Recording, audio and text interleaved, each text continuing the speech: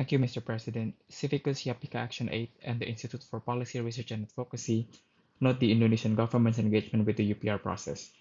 While we acknowledge that Indonesia supported 26 out of 31 recommendations related to civic space, our concerns remain on the state of civic and democratic space in the country.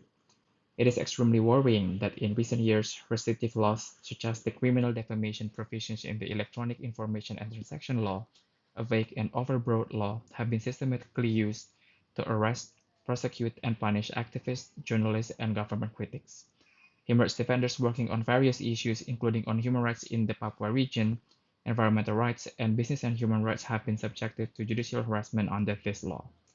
Further, we are alarmed that the recently passed criminal code contains provisions that fall below international human rights law and standards, including criminalizing online and offline defamation, as well as banning insults against state leaders and institutions.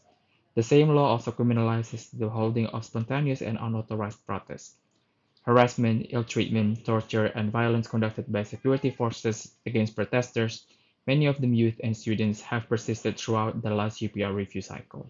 Victims of police violence, such as those during the protests against the Omnibus Job Creation Law and around numerous protests in Papua, have yet to receive a remedy, while the perpetrators enjoy impunity. We call on the Indonesian government to seriously protect civic space and safety and security of CSOs, human rights defenders, and journalists.